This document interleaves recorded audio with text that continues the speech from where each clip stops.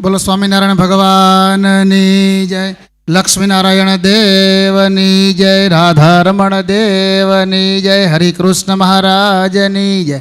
ઈષ્ટદેવ પરમ કૃપાળુ પરબ્રહ્મ પરમાત્મા ભગવાન સ્વામિનારાયણ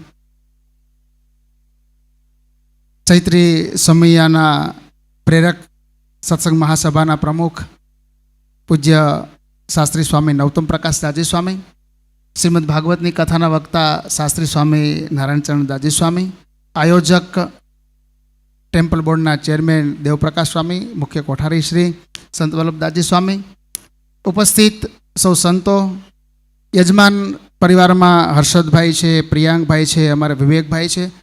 આજના પ્રસંગે કથાનું શ્રવણ કરવા માટે પધારેલા આ બધા હરિભક્તોને ભાવથી જય સ્વામિનારાયણ.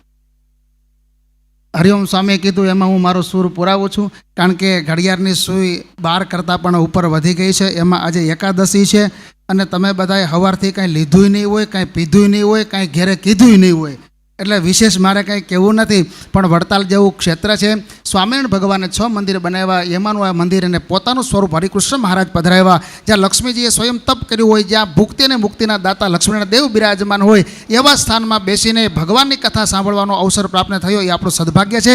યજમાન પરિવારે આવો દિવ્ય લાભ પૂજ્ય નવતમ સ્વામીના કહેવાથી લીધો છે, તો એ પણ સદભાગી છે. જેણે જેણે કથાનો લાભ લીધો છે, કથા શ્રવણનો લાભ લીધો છે, એ સૌનું ભગવાન શ્રી મંગલ કરે આવી શુભકામના સાથે અમારે ચંદ્રપ્રકાશ સ્વામી મવડીથી જાય છે, કૃષ્ણવલ્લભ સ્વામી છે, નારાયણ સ્વરૂપ સ્વામી છે, શ્વેત સ્વામી છે, અમારા બાલાજી મંદિરના કોઠારી સ્વામી વિવેક સાગર સ્વામી, આ તમામ સંતો વતી સૌને શુભકામના. જય સ્વામિનારાયણ.